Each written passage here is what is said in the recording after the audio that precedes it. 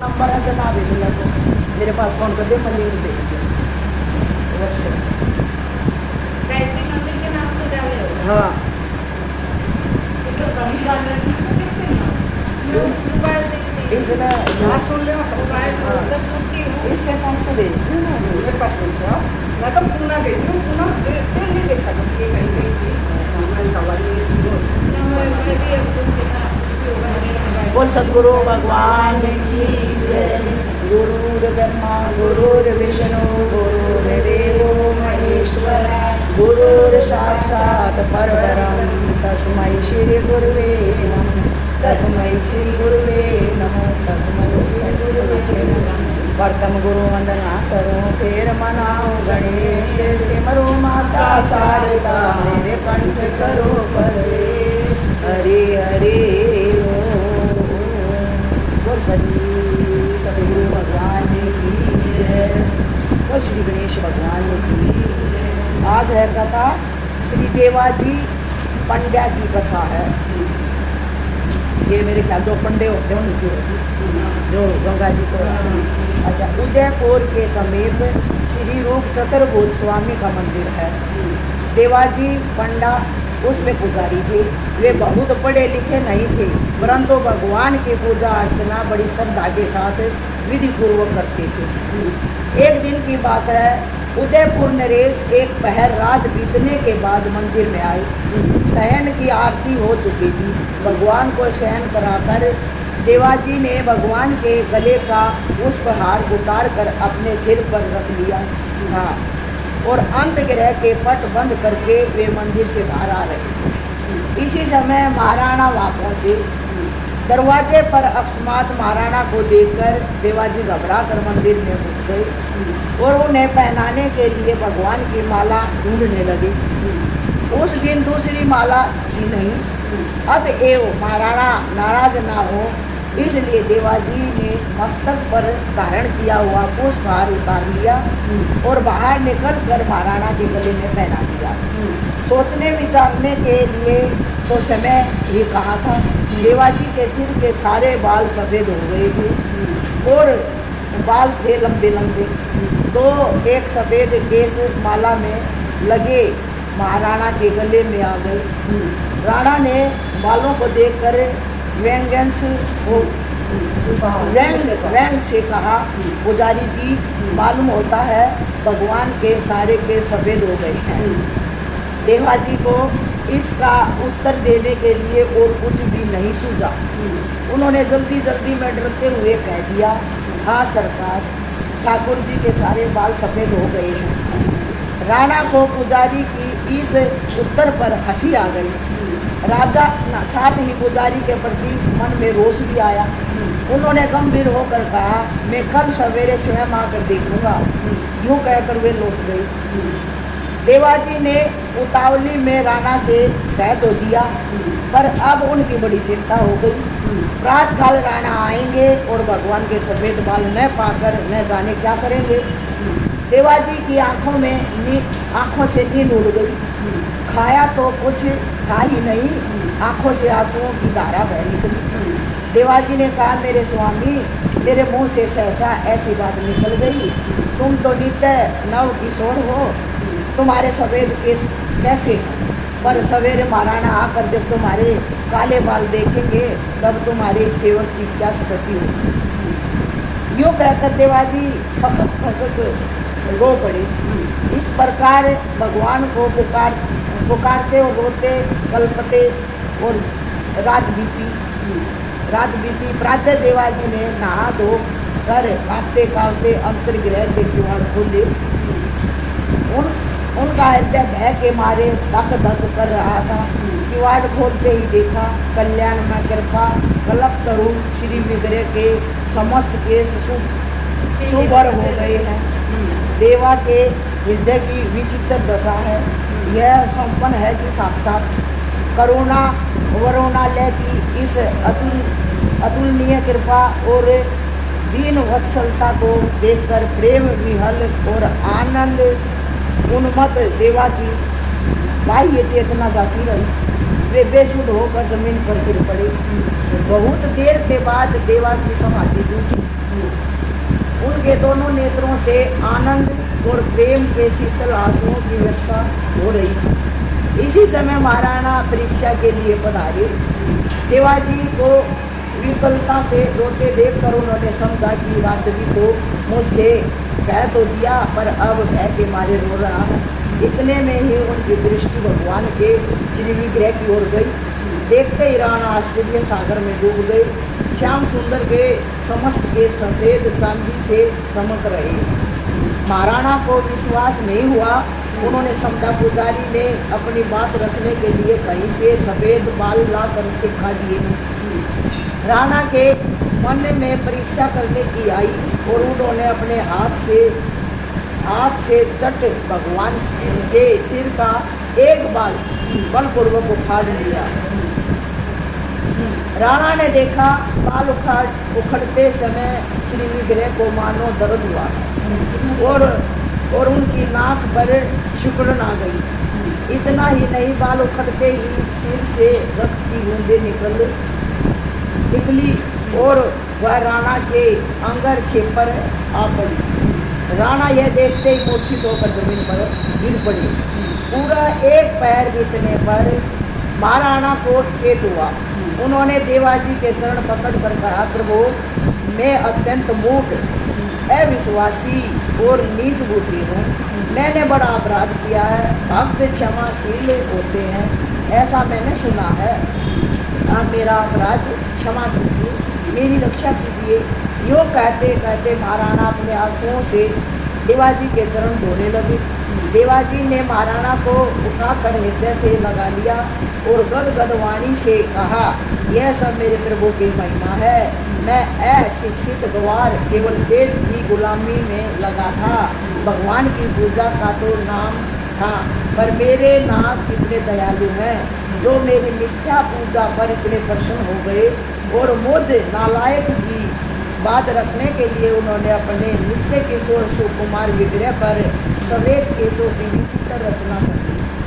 मैं क्या क्षमा करूं, मैं तो स्वयं अपराधी हूँ। राजन, मैंने तो झूठ बोलकर आपका तथा भगवान का भी अपराध किया था, पर वे ऐसे दीन वत्सल हैं कि अपराधी के अपराध पर ध्यान न देकर उसकी दीनता पर ही रीझ जाते हैं। राणा तथा देवा दोनों ही भगवान की कृपालुता का स्मरण करते हुए रो पड़े। श्री चतुर्भुज जी ने राणा को आज्ञा की, तुम्हारे लिए यही दंड है कि जो भी राजगद्दी पर बैठे वह दर्शनों के लिए मेरे मंदिर में न आए। भगवान ने उनको कह दिया, अब जो भी तुम्हारी गद्दी पर बैठेगा मेरे दर्शन करने नहीं आएगा आज के बाद। इस आज्ञा के अनुसार उनकी आन मान कर जो भी राजा उदयपुर की राजगद्दी पर बैठते हैं वे दर्शन करने मंदिर में नहीं आते। हुक्म कर दिया भगवान चतुर्भुज ने राजा को, उदयपुर का जो भी गद्दी पर आता बैठेगा वो मेरे मंदिर के दर्शन करने नहीं आए। तो तुमने संशय कर लिया। श्री प्रियादास जी भगवान की इस भगवत वसलता का अपने कविता में इस प्रकार वर्णन करते हैं। दर्शन आयो राणा रोग चतुर्भुज जू के, रहे प्रभु कोड़ी हार शीश लपकाए हैं। वैगी ही उतारी कर लेके गरे डारी दियो, देखी दोरो बार कहीं तोरे आए हैं। कहत तो कही गई सही नहीं जात, अब महीपति डारे मारी हरि पद ध्याए हैं। अहो ऋषिकेश करो मेरे लिए श्वेत केश, ले सऊ न भक्ति कहीं किए देखो छाए हैं। मानी राजा त्रास दुख राशि सिंधु, बूढ़यो तो सुन के मिठास बानी मानो फेरी कियो है। देखे सेत बार जानी कृपा मोह अपार करी बरी, आँखों नीर सेवा लेस में न कियो है। बड़े ही दयाल सदा भक्त प्रतिपाल करे, मैं तो हाँ ए भगत ए पे सुख चायो दियो है। झूठे सन बंधु ते नाम लाजे, मेरो ही जू ताते सुख साजे, यह दर्शायो दिया है। आयो भोर राणा सेत बार सो निहारी रहो, कहों के से काहों के ले पंडाने लगाए हैं, पंडाने लगाए हैं। एजी लियो एक तो में खींच के चढ़ाई नाक, रुधिर की धार निरप अंग छिड़काई है। गिरोयो भूमि मूर्छा हवे, तन की न सुधी कुछ जागो, जाम बीते अपराध कोटि जाए हैं। यही अब दंड राज बैठे सो न आवे यहाँ, अब लोहू आनी मानी करे जो सिखाए हैं। ये थी पांडे जी गुजारी की कविता में श्री प्रियादास ने वर्णन। अब आगे आती है श्री काम ध्वज जी की कथा। बहुत पहले की बात है, राजस्थान के उदयपुर राज्य में एक सेवक परिवार रहता था। उस परिवार में 4 भाई थे। उनमें से 3 भाई तो उदयपुर के शासक राणा जी के यहाँ सेवा कार्य करते थे, परंतु चौथे भाई श्री काम ध्वज जी भगवत भगत थे। वे वन में रहकर भजन करते और समय पर घर आकर भोजन प्रसाद खाकर फिर वन में चले जाते थे। यही उनका नित्य का कार्य था। उनके तीनों भाई उनको काम के न काज के, दुश्मन अनाज के मानकर उनसे नाराज ही रहा करते थे। एक दिन तीनों भाइयों ने काम ध्वज जी से कहा, भाई यदि तुम थोड़ी देर के लिए राणा जी के दरबार में चलकर हाजिरी लगा दिया करो तो हमें तुम्हारा भी वेतन मिल जाया करे, जिससे घर का खर्चा भी ठीक से चल सके। इस पर काम ध्वज जी ने बोले, मैं जिसका सेवक हूँ उसकी सेवा करता हूँ और उसी की हाजिरी बजाता हूँ, दूसरे से हमें क्या काम। भाई लोग उनका उत्तर सुनकर बहुत नाराज हुए और बोले, जब तुम मत जाओगे तो तुम्हें चलाएगा कौन। श्री काम ध्वज जी ने उत्तर दिया, जिसके हम सेवक हैं वही हमें चलाएगा। भाइयों ने समझ लिया कि इनसे कुछ कहना सुनना बेकार है, ये कुछ करेंगे नहीं, सो उन्हें उनके हाल पर छोड़कर चले गई। इधर एक दिन भजन करते करते श्री काम ध्वज जी का शरीर छूट गया। भगत का कार्य तो अब पूरा हो चुका था, आगे भगवान की बारी थी, क्योंकि भगत के कथन की पूर्ति तो भगवान को ही करनी होती है। काम ध्वज जी का शव वन में पड़ा हुआ था। बंधु बांधवों को न कोई खबर थी, न ही वे खोज खबर रखने की जरूरत ही समझते थे, परंतु दीन बंधु भला अपने ऐसे अनन्य सेवक का कैसे भुला सकते हैं। उन्होंने अपने उस सेवक श्री काम ध्वज जी की कहा क्रिया का भार अपने सेवक श्रेष्ठ श्री हनुमान जी को सौंपा। वाह मेरे भगवान, धन्य हो गए श्री काम ध्वज जी, उन्हें सौभाग्य मिला। वह तो ऋषि मुनि देव मनुष्य सबके लिए दुर्लभ था। स्वयं भक्तराज हनुमान जी महाजन ने उनके लिए चंदन की चिता तैयार की, उस पर काम ध्वज जी का शरीर रखा और उसकी दाह क्रिया की। जिस वन में श्री काम ध्वज जी रहते थे वहाँ बहुत से प्रेत भी रहते थे। काम ध्वज जी की चिता अग्नि से निकल परम पवित्र धुएं के सफर से और आग रहने से वे लोग उस अपवित्र प्रेत योनि से मुक्त हो गए। देव योग से उस प्रेत मंडली का एक सदस्य उस समय कहीं चला गया था। वापस लौटने पर जब उसने अपने संगी साथियों को गायब देखा तो रोने लगा। वही एक सिद्ध संत रहते थे, उसने उनसे पूछा तो सारा वृत्तांत मालूम हुआ। अब तो वह लगा पछताने की हाय, मैं ही एक अभागा था जो समय पर यहाँ नहीं था, अन्यथा मुझे भी इस कुलसित पाप योनि से मुक्ति मिल जाती। उसने उन सिद्ध संत से प्रार्थना की कि प्रभु मेरे ऊपर कृपा करे, अभी इस पुण्य आत्मा महापुरुष की चिंता पुण्य महापुरुष की चिता में अग्नि अविष्ट है, आप थोड़ा तरण काष्ठ और इसमें डाल दे तो इसमें से धुआं निकलने लगेगा और उसके स्पर्श एवं आग्रहण से मेरी भी मुक्ति संभव हो जाएगी। संत ने उसके दुख और उसकी सच्ची भावना से द्रवित हो उस चिता अग्नि में तरण काष्ठ आदि डाल दिए, जिससे उनमें से पुण्य धूम उठने लगा और उसके स्पर्श एवं आग्रहण से वह बचा हुआ प्रेत भी मुक्त होकर भगवत धाम को चला गया। भगवत और भगवान श्री प्रियादास जी महाराज श्री कामदवर जी के इस चरित्र का वर्णन अपनी कविता में इस प्रकार करते हैं। भये चारी भाई करे चाकरी वे राना जोगी, तामे एक भगत करे बन में बसेरो है। आय के प्रसाद पावे फिरे उठे जाए कही, कहे ने को चलो तो महीना लीजिए तेरो है। जाके हम चाकर हैं रहत हजूर सदा मेरे, तो जरावे कौन वही जाको चेरो है।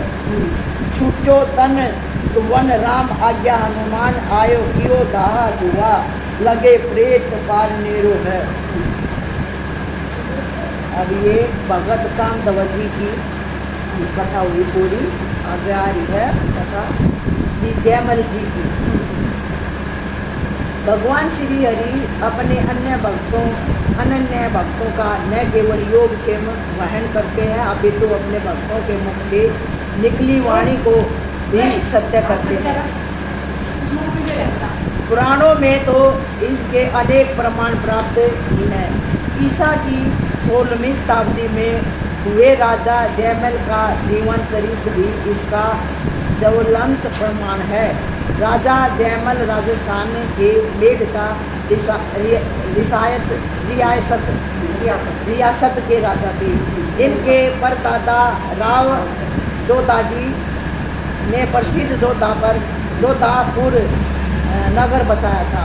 आप रसिक शिरोमणि संत श्री हित हरिवंश जी के शिष्य और श्री राधा माधव जी के अनन्य भगत थे। श्री ठाकुर जी की सेवा पूजा में उनका बड़ा भारी अनुराग था। उनमें उन्हें जरा भी व्यवधान स्वीकार नहीं था। यहाँ तक कि उस समय कोई कितनी भी महत्वपूर्ण राजकीय सूचना क्यों ना हो, वे उसे नहीं सुनते थे और संदेश लेकर आने वाले को मृत्युदंड दे दिया करते थे। उनकी पूजा सेवा का समय भी थोड़ा नहीं था। मंदिर में नित्य पूरे 10 घड़ी तक वे भगवान की सेवा किया करते थे। राजा का एक भाई था, परंतु वह राजा से ठीक विपरीत स्वभाव का था। उसे भगवान की सेवा पूजा से कोई मतलब नहीं था। साथ ही वह राजा जयमल से द्वेष भी करता था। यद्यपि वह मेंडोवर जैसे समृद्ध राज्य का राजा था, पर उसकी महत्वाकांक्षा राजा जयमल के भी राज्य को हस्तगत कर लेने की थी। राजा जयमल का भी अपना राज्य, राजा जयमल जोधा का भाई था।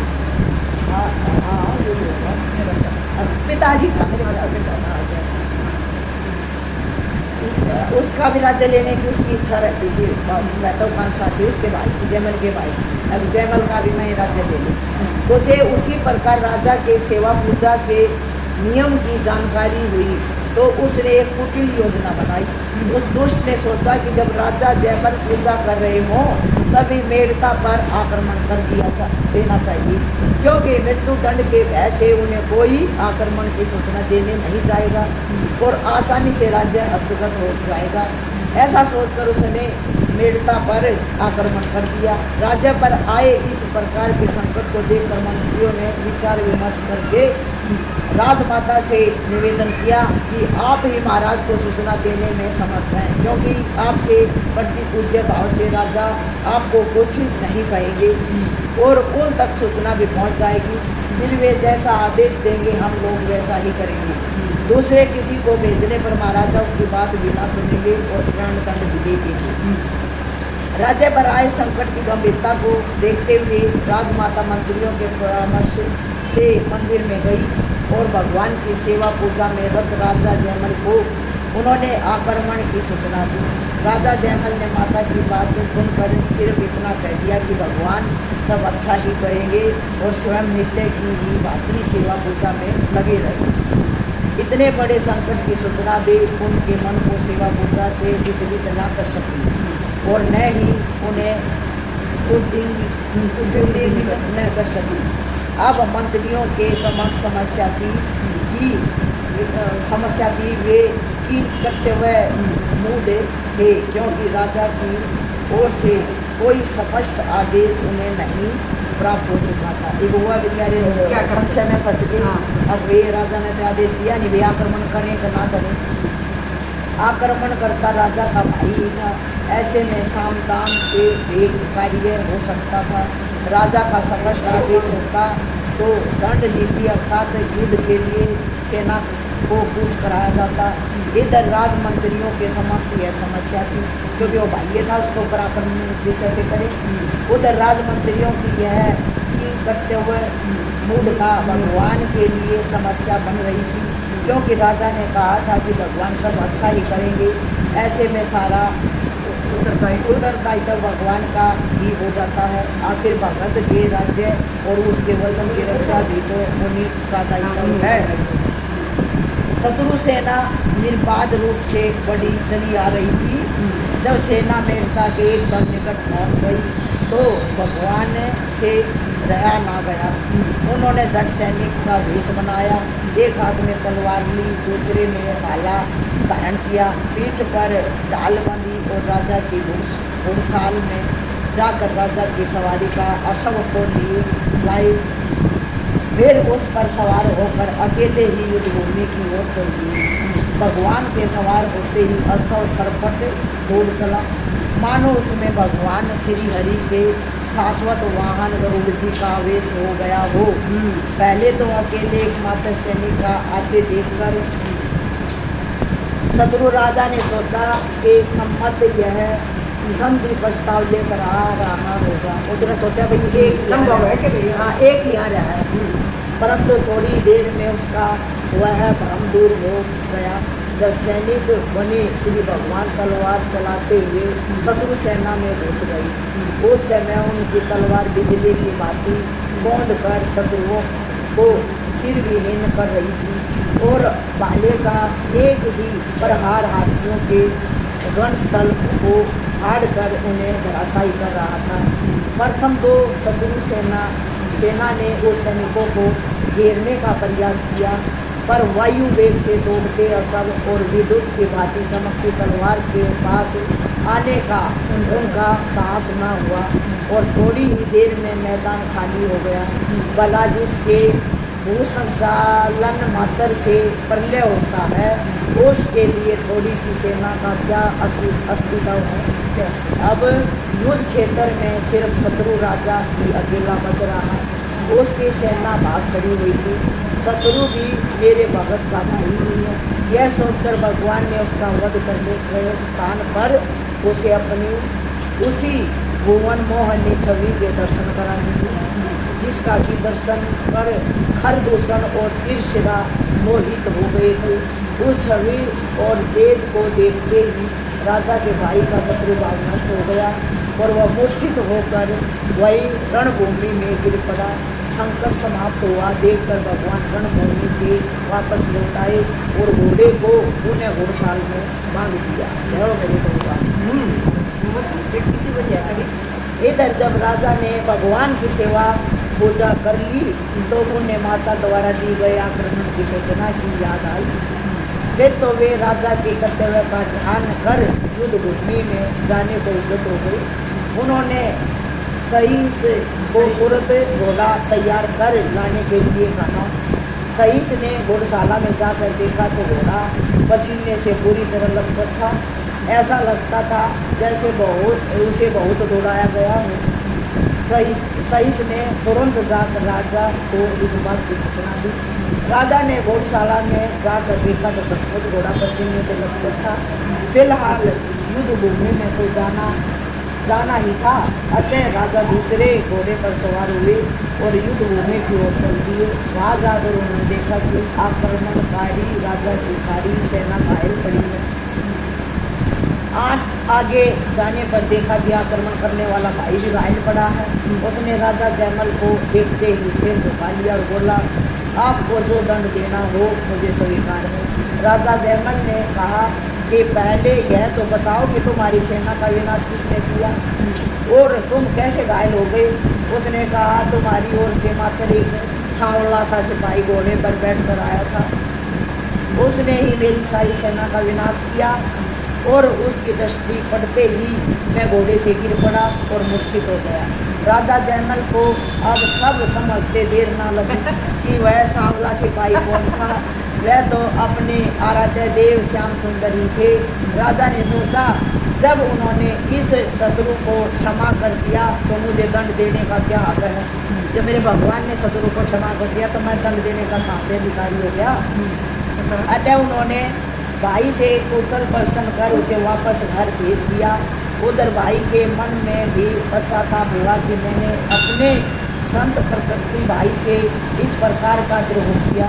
उसने बार बार क्षमा मांगी और स्वयं भी भगवत भगत हो गया। इधर राजा जयमल के मन में बड़ा दुख हुआ कि मेरे कारण भगवान को इतना कष्ट उठाना पड़ा। मैंने माता से जो यह कह दिया था कि भगवान सब अच्छा ही करेंगे, इसलिए भगवान मेरे राज्य की रक्षा के लिए स्वयं युद्ध करने गए। इस प्रकार करुणा में प्रभु ने अपने भगत राजा जयमल की वचन की रक्षा की।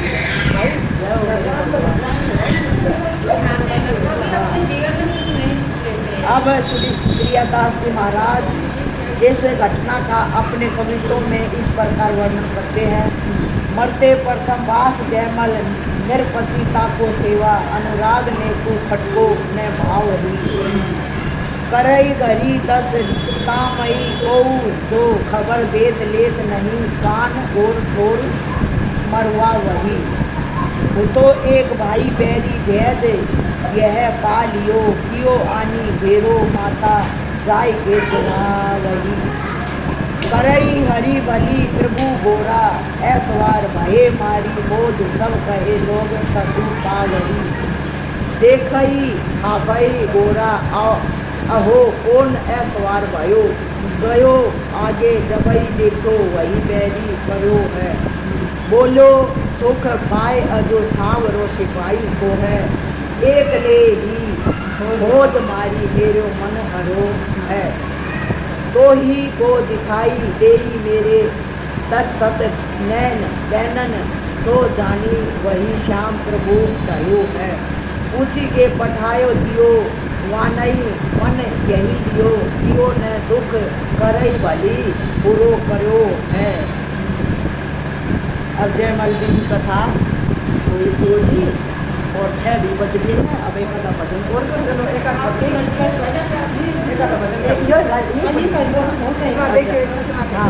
ना हो जाएगी फिर कोई ना, अभी तो 6 ही बजे हैं।